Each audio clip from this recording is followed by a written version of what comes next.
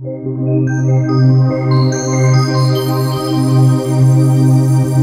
guys, going on? Welcome back to another Cypher Game video. In this video, we're going to be comparing the Motorola Moto X to the Samsung Galaxy S4 in this head-to-head spec comparison video. If you guys want to see this Motorola Moto X phone compared to the HTC One, I will leave an annotation in the video and a link in the description. You guys can check that video out if you're more interested in that. But in this video, it's going to be a head-to-head between the Samsung Galaxy S4 and the Motorola Moto X. So let's begin with the most important thing on a smartphone, at least to me, which is the screen. Now, the Motorola X has a 4.7-inch capacitive touchscreen, which is good, which has a resolution of 1280 by 720, good for 316 ppi. So it's not a bad display. It's actually a pretty good display, 720p HD display, not a bad display. The Samsung Galaxy S4, on the other hand, has a full 5-inch display with a resolution of 1920 by 1080. So you're looking at a full HD display, and that's good for 441 ppi or pixels per inch.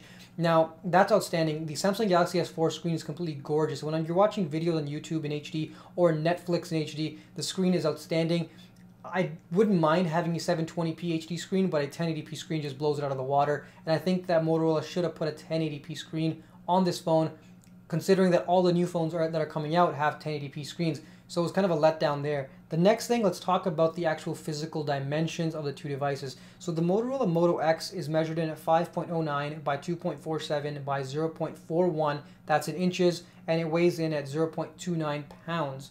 The Samsung Galaxy S4, being that it has a bigger screen size, is a little bit bigger, measuring in at 5.38 by 2.75 by 0.31 inches. So quite a bit thinner than the Motorola Moto X, but it still weighs in at 0.29 pounds. So they're exactly the same weight, despite the fact that the Motorola Moto X is slightly smaller and is slightly thicker.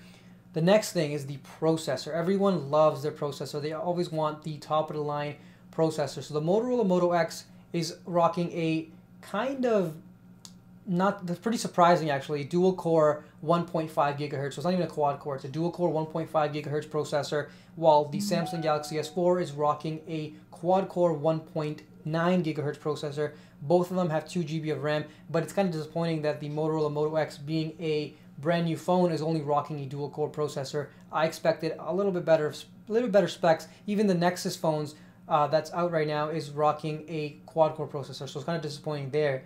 The next thing is about storage. So the storage on the Motorola Moto X comes in at 16 or 32 gig capacities. There's no expandable memory, so which means you'll have to choose the right one when you buy the phone. And the Samsung Galaxy S4 comes in 16, 32, and 64 gig capacities with expandable memory up to another 64 gigs. So even if you picked up a 16 gigabyte Galaxy S4, you can still up that with another 64 gigabyte via micro SD.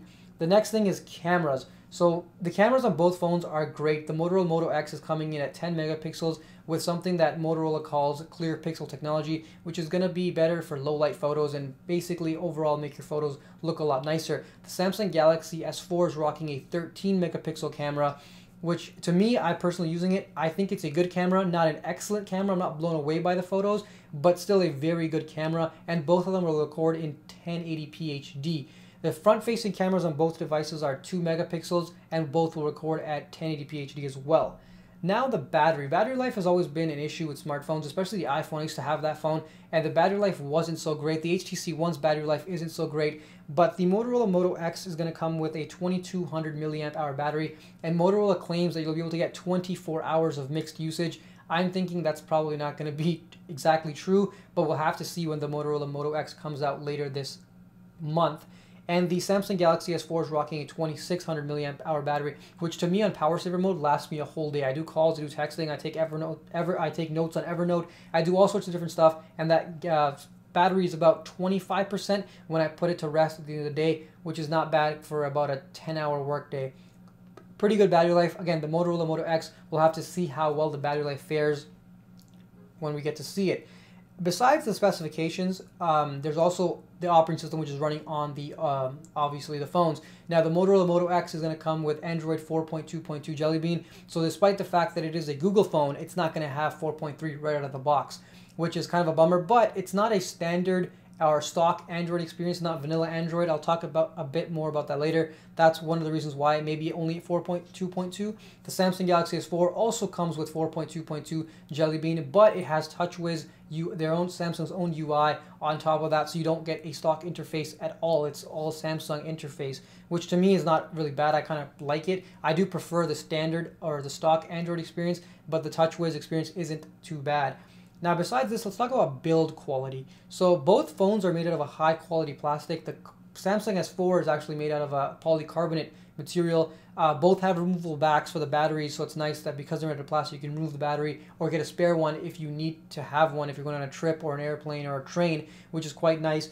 Now, besides that, the Motorola Moto X actually comes in a variety of different flavors, and by that I mean it comes in a lot of variety and a lot of different specifications in terms of the outer shell. It has 18 back colors, 7 accent colors in 2 different cases. Now, when you buy it from the store, it's only going to come in the black and white, but you can order it from Motorola directly. I think it's about a 4-day turnover or something like about there, and or 4 days or 4 weeks. I can't remember exactly, but it's something for turnover, and you'll basically get it shipped to your house, and it'll be a personalized phone. So if you like that kind of stuff, the Motorola X might be the one for you. The Samsung Galaxy S4 only comes in the white frost and the black mist, so there's only 2 colors there. I personally am rocking the white frost. I wanted the black mist, couldn't get it in stores, but the white one isn't that bad. So if you want a little bit more customizability in terms of how your phone is going to look on the outside, the Motorola Moto X definitely beats the Samsung Galaxy S4 in that category.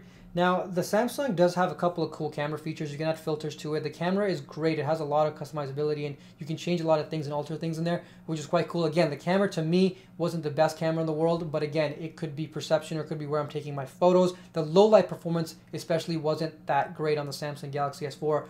The pixel technology, or the clear pixel technology on the Motorola Moto X, is supposedly supposed to get more light into the sensor, which means it'll take better low light photos, but that'll be, again, you'll have to see that when we get our hands on with that phone.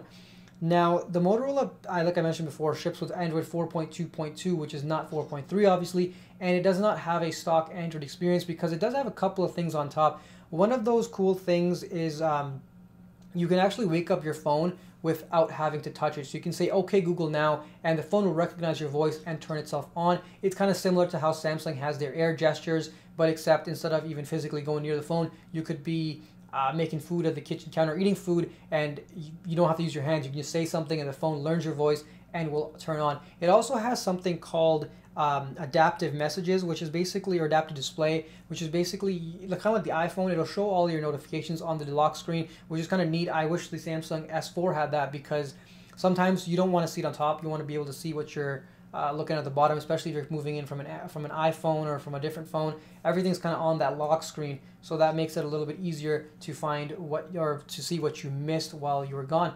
Anyways, guys, that wraps up the video. In my personal preference, I would probably use the Samsung Galaxy S4 just because it does have the more updated specs, the better screen. I don't really need to worry about colors of my phone. I slap a case on my phone anyways, so it kind of hides that up regardless. So personally, I would probably prefer the Samsung Galaxy S4. Let me know what you guys would think, if you guys are going to get the Motorola X, or if you're not, or if you're going to be getting a Samsung Galaxy S soon, or what phone you're actually getting and what you guys think of these two phones.